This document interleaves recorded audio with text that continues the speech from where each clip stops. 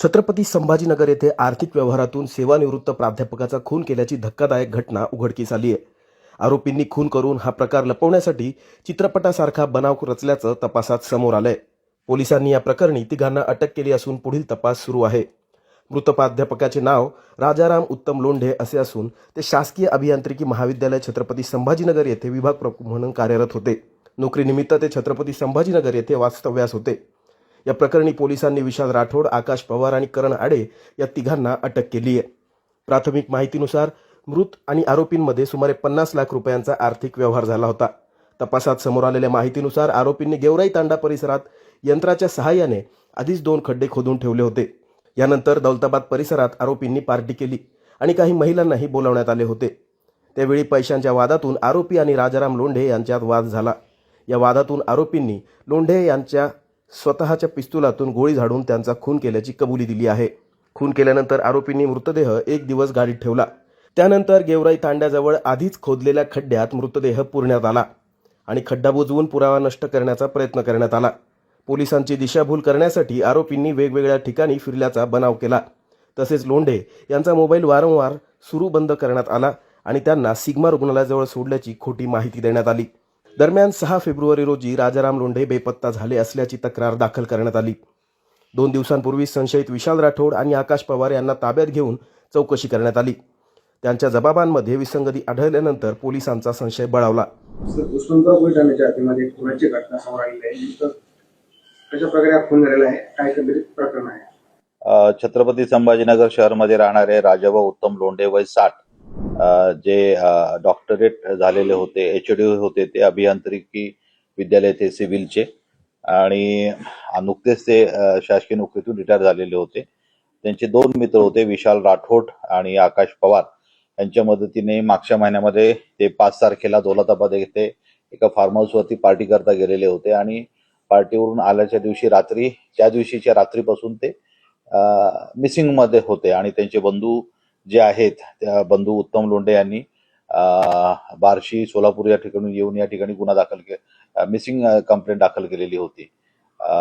Usmanpura police स्टेशनचा तपास चालू होता आणि त्याचबरोबर पॅरलल क्राईम ब्रांचची टीम देखील त्याचा तपास करत होती.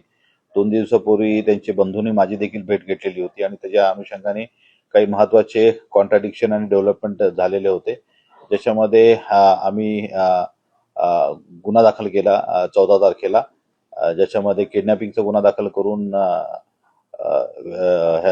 याच्यामध्ये जे प्रमुख आरोपी आहेत विशाल राठोड आणि आकाश पवार यांना अटक केलेली होती. ज्याच्यामध्ये नंतर गुन्ह्याच्या तपासामध्ये त्या अटकेमध्ये चौकशी करता त्यांनी जे मयत राजाभाऊ लोंढे आहे यांचा मर्डर केल्याचं निष्पन्न झालं. घटना अशी झाली की 5 तारखेला त्यांनी पार्टी केल्यानंतर त्यांचे पैशाचे एकमेकांचे हे होते, काही त्यांचे देणेघेणे होते, कारण की खतरो के खिलाडी सारखा त्यांना एक गेम त्यांना चॅनल करता एक डेव्हलप करायचा होता. त्याच्याकरता त्यांनी पैसे त्यांना दिलेले होते आणि त्याच्यातून पैसे परत न करता असल्यामुळे त्यांचे वाद होत होते आणि त्या अनुषंगाने रात्री वाद झाल्यानंतर राजाभाऊ लोंढेकडे जर त्यांचं स्वतःकडे वेपन होतं, ते वेपन आरोपींनी काढून घेतलं आणि त्या वेपननी त्यांच्या डोक्यामध्ये गोळी घालून त्यांनी त्यांचा खून केला. दौलताबाद ते शहरामध्ये येत असताना रस्त्यात आणि डेड बॉडी गाडीमध्येच ठेवली त्यांची. त्याचबरोबर ती शहरात विविध ठिकाणी गाडी घेऊन मोबाईल स्विच ऑफ करून त्यांनी वेगवेगळ्या ठिकाणी गेल्यासारखं त्यांनी बनाव निर्माण केला. घरी गेल्याचं दाखवलं, परंतु सिग्मा हॉस्पिटलपर्यंत त्यांना घेऊन गेल्याचं दाखवलं, परंतु ते त्यांना हॉस्पिटलमध्ये पण घेऊन गेले नाहीत आणि अगोदरच त्यांनी 2-3 दिवस अगोदर त्यांनी JCP वाल्याची एका मदत घेऊन आम्हाला गुप्तधन मिळतंय, आपल्याला मिळेल ह्या हेतूने त्यांनी एका ठिकाणी 2 खड्डे देखील खांदून घेतले होते, जेणेकरून खून केल्यानंतर त्यांची डेड बॉडी त्या ठिकाणी पुरण्यात येईल.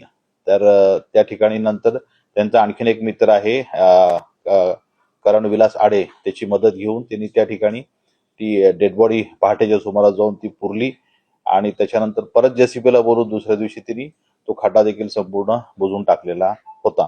परंतु क्राईम ब्रांचच्या टीमने अथक परिश्रम करून त्याच्यामध्ये अतिशय चांगली कामगिरी केली आणि त्याच्यामध्ये 3 आरोपींना अटक केलेला आहे आणि हा खुनाचा गुन्हा डिटेक्ट केलेला आहे. जे मयत आहे त्यांचा मोबाईल जो आहे, हे आरोपी पुण्याला घेऊन गेलेले होते आणि तिथं त्यांनी लक्ष्मी रोडला तो मोबाईल त्यांनी स्विच ऑन केलेला होता आणि त्या व्हॉट्सअपवरती त्यांनी स्टेटस ठेवलं होतं की मला संपर्क साधू नका आणि मी 20-25 दिवस बाहेर आहे.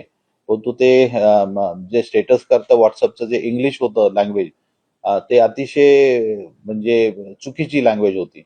कारण की हे मयत जे आहेत राजाभाऊ लोंढे हे IIT शिकलेले होते आणि अशा उच्च शिक्षित असलेल्या व्यक्तीकडून अशा प्रकारे इंग्लिश असणं हे अपेक्षित नव्हतं.